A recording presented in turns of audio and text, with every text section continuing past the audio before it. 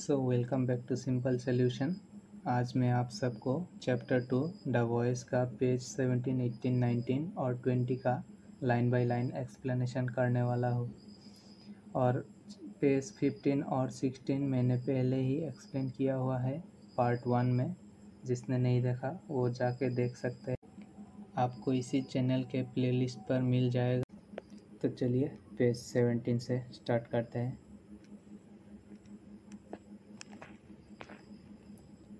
It was around that time that the problem of brain drain surfaced. Brain drain का मतलब कोई large number of people जो खुद के देश को छोड़कर दूसरे देश में अच्छा नौकरी अच्छा पैसा कमाने को जाते और वही सेटल हो जाते हैं। When I saw the peninsular tip of Kanyakumari, it occurred to me that I was an Indian student rather than a young man from Assam or Bengal. इसमें उन्होंने कहा कि जब मैंने कन्याकुमारी के पेनिनसुलर टिप को देखा तो मुझे लगा कि मैं आसाम या बंगाल के कोई युवक नहीं बल्कि एक भारतीय छात्र था। 11 September 1949, our airborne aeroplane was on its way from Visakhapatnam to Colombo. I was scheduled to stay there for 2 days before boarding the ship to France. इस लाइन से यह पता चलता है कि 11 सितंबर 1949 में उनका हवाई जहाज़ विशाखापट्टनम से कोलंबो जा रहा था। फ्रांस जाने के लिए जहाज़ पर चढ़ने से पहले उन्हें 2 दिन तक वहाँ रुकने का कार्यक्रम था। It was the first time that I was leaving my beloved India. A flower from a garden of Assam, which was given to me by younger Mahi at Kahikuchi airport, was drying out in my pocket, and my mind was assailed by the thought of my dearest Assam, a land whose likes you could not find even if you spent your whole life searching. उन्होंने बोला कि ये पहली बार था कि मैं अपना प्यारे भारत को छोड़ रहा था। आसाम के एक बगीचे से एक फूल जो छोटे माही ने मुझे काहिकुची एयरपोर्ट पर दिया था मेरे जेब में सूख रहा था और मैं मन पर मेरा विचारों का आक्रमण हो रहा था। सबसे प्यारे आसाम के ऐसी भूमि जिसके जैसा आप अपना पूरा जीवन ढूंढने पर भी नहीं पा सकते। Assam was far away, Colombo was quite near. The air hostess offered me a few newspapers and journals which include Life, The Times, The Illustrated London News, The Statesman, etc. I could hardly believe my own eyes when I found the Assam Tribune. Puja issued 1949. Among them, in all probability, I wrote about it in a letter to the editor, Mr. Fukan from New York. यानी असम दूर था और कोलंबो बिल्कुल पास था। Air hostess ने उन्हें कुछ समाचार पत्र और पत्रिकाएं दी जिनमें Life, the Times, the Illustrated London News, the Statesman आदि शामिल थे। जब मैंने उनमें से the Assam Tribune issued by Puja 1949 पाया तो मुझे अपने आंखों पर विश्वास ही नहीं हुआ। पूरे संभावना है कि मैंने न्यूयॉर्क से संपत श्री फुकन को एक पत्र में इसके बारे में लिखा था। It was quite natural to feel a strong urge to learn about the happenings in the valley and hills of Assam when my eyes fell on the Assam Tribune. But for all of that, isn't Visakhapatnam a part of our country? जब मेरी नज़र the Assam Tribune पर पड़ा तो आसाम के घटनाओं और पहाड़ियों में होने वाले घटनाओं के बारे में जानने की प्रबल इच्छा होना स्वाभाविक था। लेकिन इन सब के बावजूद क्या विशाखापट्टनम हमारे देश का हिस्सा नहीं है? I have seen that one tends to forget Faralmukh when one is at Uzanbazar. When one arrives at Kolkata, he or she remembers Guwahati and the whole of Assam from Dhubri to Sadia. यानी मैंने देखा कि जब कोई उजान बाज़ार में होता है तो वे भरालमुख को भूल जाते हैं। जब कोई कोलकाता आता है तो उसे गुवाहाटी और धुबरी से सदियों तक पूरा आसाम याद रहता है। As soon as one moves out of India's boundary, the tendency arises to love all the Indians as one loves Assam. At such a moment, I tend to forget whether the Assam Tribune is Assamese or Indian, whether I myself am just an Assamese or an Indian as well. मतलब जैसे ही कोई भारत के सीमा से बाहर निकलता है, उसके परिभांति पूरे भारत से उसी तरह प्रेम है। ऐसे टाइम में वे भूल जाते हैं कि वे आसाम ट्रिब्यून असमीस है या इंडियन है। क्या वे खुद भी सिर्फ एक असमीस है या एक इंडियन है। The Indian Ocean gradually came to the view, along with the green leaves of innumerable coconut trees. There was the city of Colombo. Lanka, the beautiful damsel, was shocking up the sun after her bath in the Indian Ocean, with her green lock of hair spread free. यानी अचानक नारियल के पेड़ों के हरे हरे पत्तों के साथ धीरे धीरे हिंद महासागर का दृश्य सामने आने लगा। वे कोलंबो लंका शहर था। एक खूबसूरत हिंद महासागर में स्नान के बाद अपने हरे बालों को फैलाकर धूप के आनंद ले रहे थे। The view from the aeroplane was indeed mesmerizing. Reaching Colombo, I found Lanka to have become an Anglo-Ceylon's maiden. In the cave of the footprints, one could hear music broadcast by Radio Lanka, which had English and Hindi tunes. हवाई जहाज से दृश्य वास्तव में सुंदर था। कोलंबो पहुंचकर मैंने पाया कि एंग्लो सीलोन्स बन गए हैं। फुटपाथ पर बने कैफ़े में रेडियो लंका का संगीत सुना जा सकता था, जो अंग्रेजी और हिंदी धुन में बजे रहते थे। Rich Paris merchant from Bombay offered a variety of American dress and watches in their stalls. I also heard South Indian porters carrying bag on their backs talk to each other in Tamil. There was the French sailor on a 2-day shore leave after a prolonged period in the sea, singing a song that I could not understand a bit and fighting a losing battle against the drink he had just had. यानी बॉम्बे के अमीर Paris व्यापारी अपने stall में विभिन्न प्रकार के American dress watches पेश कर रहे थे। मैंने पीठ पर सामान लिए हुए कुछ दक्षिण भारतीयों को तमिल में बात करते हुए भी सुना। ये फ्रेंच सेलर समुंदर में लंबे समय तक रहने के बाद 2 दिन के छुट्टी पर था। एक गाना गा रहा था जिसे मैं थोड़ा भी नहीं समझ सका और एक हारे हुए लड़ाई लड़ रहे थे। उसने अभी-अभी पी लिया था। Although I found myself lost in the banters of Indonesia, Burmese, Filipino and Indo-Chinese merchant sailor, my mind started singing on its own. मतलब हालांकि वे खुद को इंडोनेशिया, बुर्मीज, फिलिपिनो और इंडो चाइना व्यापारी नावों के मजाक में खोए हुए थे, लेकिन उनको मन ही मन गाना याद आया। What is the sight of Lanka, or was it my weakness for kalmoushak that my grandmother used to cook for me that remind me of Hanumanta? But where could I find khar tenga bamboo shoot. मतलब क्या ये लंका का दृश्य था या कालमों साग के लिए मेरा कमजोरी थी कि मेरी दादी मेरे लिए खाना बनाती थी जिसने मुझे हनुमंत के याद दिला दिए। लेकिन मुझे खार कहाँ मिल सकता है? टेंगा और bamboo shoot.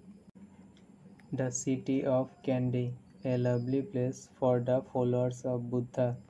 It is home of Temple of the Tooth Relic. The saffron-robed ones seem to be symbolize non-violence, a burning proof of the bond of Ashok's Buddhist philosophy, the bond of love that tied many countries together. I was in far off Kandy, yet I felt as if I was in Sarnath or Bodh Gaya. The same ambience and the same echoes, Buddha Saranam Goswami. I had an opportunity of visiting the drawing room of a modern Lankan family. It was the same as a piano, a Madonna by an European artist on top of it, English songs on the lips of the children where had the real Lanka disappeared. यानी मुझे एक आधुनिक लंकान परिवार के drawing room में जाने का अवसर मिला। ये वही था, एक पियानो और उसके ऊपर किसी यूरोपीय कलाकार का मैडोना, बच्चों के होठों पर अंग्रेजी गाने, असली लंका कहीं गायब हो गया था। I was in Shillong. Luckily, thanks to a friend from Ceylon Radio, that very evening an opportunity arose to attend the performance of a local dance, Yakuma Natum, the Demon Dance. मैं शिलोंग में था। सौभाग्य से salon radio के एक मित्र के बदौलत उसे शाम एक सनातनी नृत्य यकुमा नटुम दानव नृत्य के प्रदर्शन में भाग लेने का अवसर मिला। This dance was performed when one fell ill or had a mental issue. The dancer would go to a trance or would become possessed and would tell the future. The beating of huge holes made it seem like the Devdhani Nitya of Kamrup. ये नृत्य तब किया जाता था जब कोई बीमार पड़ जाता था, कोई मानसिक समस्या हो जाती थी, नित्य समाधि में चल जाते था या भूत प्रेत में चला जाता था और भविष्य बताता था। विशाल ढोल के थप से ऐसा प्रतीत हो रहा था मानो कामरूप के देवधनी नृत्य है। Would there be sufficient rainfall in the village that year? No, a puja would then have to be offered.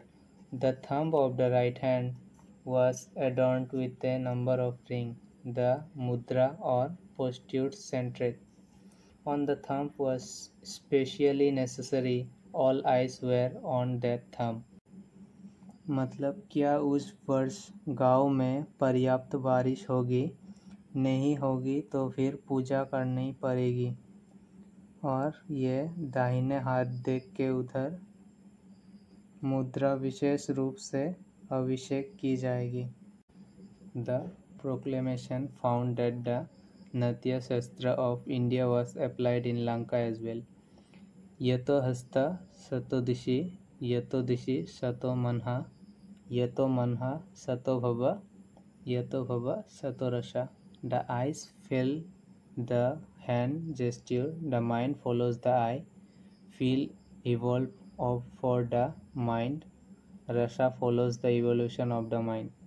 Then the oja or the lead dancer was encircled by dancers who were dancing with bamboo sticks. मतलब भारत के नाट्य शास्त्र लंका में भी पाए जाते हैं, जिसका मतलब आँखें हाथों के इशारों का अनुसरण करते हैं, मन आँखों का अनुसरण करते हैं, भावनाएं मन से विकसित होती है, रास मन के विकास से परिवर्तित होते हैं। The South Indian dance form has become Lanka's property today. Here and there were similarities with Garba of Gujarat and Ras of Manipur. I asked a professor whom I met over there why was there a distant lack of camaraderie between Lankans and Indians despite the obvious cultural affinities. I received two answers of different type. Firstly, the Lankans were worried about India's economic exploitation. Secondly, the Lankan government was apprehensive of the more progressive attitude of Indian laborers. मतलब मैंने वहाँ एक professor से पूछा जिनसे मेरी मुलाकात वही हुई थी। स्पष्ट संस्कृत समानता के बावजूद लंकान वासियों और भारतीयों के बीच सौहार्द के स्पष्ट कमी क्यों थी? मुझे दो अलग-अलग प्रकार के दो उत्तर प्राप्त हुए। सबसे पहले लंकावासी भारत से आर्थिक शोषण से चिंतित थे। दूसरे, लंका सरकार भारतीय मजदूरों के अधिक प्रगतिशील रवैये से आशंकित थे। But Lankans and South Indians participated equally in the Yakumanattum dance and singing without any trace of animosity. Why did the two people came together in culture? Do rivers not cross continents to unify in the sea? लेकिन लंकावासी और दक्षिण भारतीय ने बिना किसी शत्रुता के यकुमानट्टुम नृत्य और ज्ञान में समान रूप से भाग लिया। संस्कृत में दो लोग एक साथ क्यों आए? क्या नदियाँ महानदी को पार करके समुद्र में नहीं मिल जाते? There are aspect culture in one of them, where geographic boundaries do not exist. River cross continent for the sea. Our ship set sail 1.5 days later than its scheduled departure. I had a problem. No one knew English. Almost all were from Indochina. They were long dressed like those worn by women folk. Looking at them, I had the feeling that we were in Manipur or in a Ahom village of Assam. मतलब हमारा जहाज़ अपने निर्धारित प्रस्थान से 1.5 दिन देर से रवाना हुआ। मेरी एक समस्या थी कि कोई भी अंग्रेज़ी नहीं जानता था। लगभग सभी इंडोचीन से थे। वे महिलाओं द्वारा पहने जाने वाली लंबी कपड़े पहनते थे। उन्हें देखकर मुझे ऐसा लग रहा था कि हम मणिपुर या असम के किसी अहोम गांव में हैं। 1 or 2 persons with knowledge of English were eventually found. It was a bit scared too. Knowledge वाले 2 इंसान जो इंग्लिश जानते थे वो मिल भी गया, पर फिर भी भूपेन हाजरिका मन ही मन डर रहा था। I had left everyone behind. The path ahead was full of uncertainties. In the meanwhile, I met a French young man of 23 or 24 who could speak English fluently. When I asked him his name, he replied with a smile, I am one of millions of Andres. मतलब मैंने सबको पीछे छोड़ दिया था। आगे का रास्ता अनिश्चित से भरा था। इसी बीच मेरे मुलाकात 23-24 साल के एक फ्रांसी युवक से हुआ जो अच्छा इंग्लिश बोल सकता था। जब मैंने उनसे उनका नाम पूछा तो उन्होंने मुस्कुराते हुए जवाब दिया, मैं लाखों एंड्रिस में से एक हूँ। He was 23 or 24 at the time. He had joined the French army at the age of 17 and was going home after a long period. मतलब वह उस समय 23 या 24 साल का था। वह 17 साल के उम्र में ही फ्रांस सेना में शामिल हो गया था और लंबे समय के बाद घर जा रहा था। I watched the Indian Ocean through the cabin window. At times I went to the deck and tried to exchange a few words with other boarders of the ship. In a few days the ship reached the port of Aden. I got down in the port and bought a Rolleiflex camera for 300 rupees. मतलब मैंने cabin के खिड़की से Indian ocean को देखा। कभी कभी मैं इधर उधर जाता और जहाज़ के कोई यात्रियों के साथ कुछ वर्ड्स शेयर करने की प्रयास करता था। कुछ ही दिनों में जहाज़ पोर्ट ऑफ एडन पर पहुंच गया। मैं उस पोर्ट पर उतरा और 300 रुपये में एक रोलीफ्लेक्स कैमरा खरीदा। The ship's departure was announced, and after a halt at Alexandria, the ship was scheduled for a water stop at Digbo. Italian Somaliland, taking advantage of the few hours stoppage, I went to have a look at the city of Digbo. मतलब जहाज़ की प्रस्थान की घोषणा की गई थी और अलेक्जेंड्रिया में रुकने के बाद जहाज़ को जिबूटी इटालियन सोमिलैंड में एक वाटर स्टॉप के लिए निर्धारित किया गया था। कुछ घंटों का लाभ उठाते हुए मैंने जिबूटी शहर को देखने के लिए चला गया। I observed that the imperialist Italians had not brought any development to the place. The whole place was littered with wine shops. मतलब मैंने देखा कि इस स्थान पर कोई विकास नहीं किया था। पूरा स्थान शराब के दुकान से भरा पड़ा था। Most people seemed poor. Women who roamed the street were in burqas. I saw no sign of life at all. यानी अधिकतर लोग गरीब थे और सड़कों पर घूमने वाले यानी अधिकतर लोगों को गरीब देखा और सड़क पे घूमने वाले महिलाएं बुर्खे में थे। उन्होंने जीवन का कोई भी चिन्ह नहीं देखा था उस स्थान पर। The next stop was Cairo. That the city was similar to Bombay. People were shouting everywhere and spitting all over the place. There was so much similarity with us that I had a feel of being in my own country. अगला पड़ाव Cairo था। वह शहर बॉम्बे जैसा ही था। लोग हर जगह चिल्ला रहे थे और जगह जगह थूक रहे थे। हमारी तरह इतने समानता थी कि अपने ही देश में होने का एहसास होता था। Constraint of time meant that I could not visit the pyramid or go and see Shilopatra's hair clip. That Mao Zedong March had succeeded, which meant that China had become free.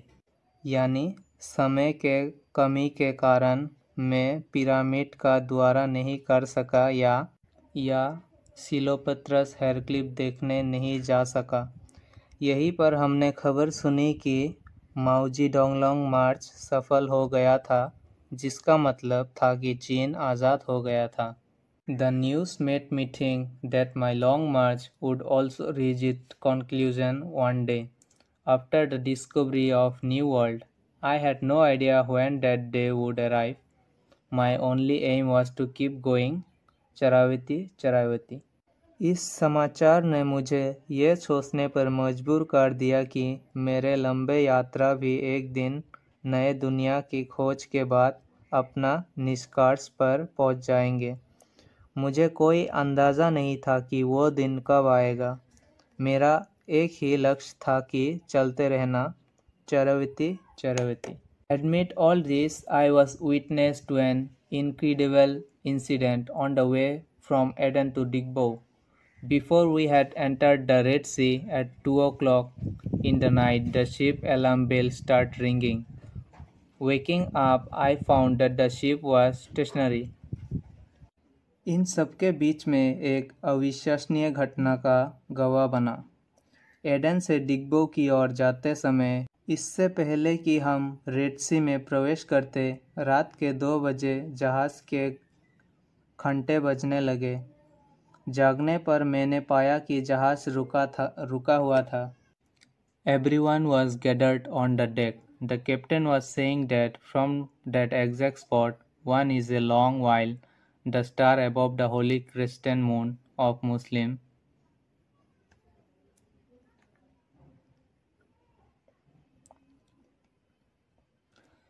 Everyone was gathered on the deck. The captain was saying that from that exact spot one is a long while, the star above the holy crescent moon of Muslim could be seen.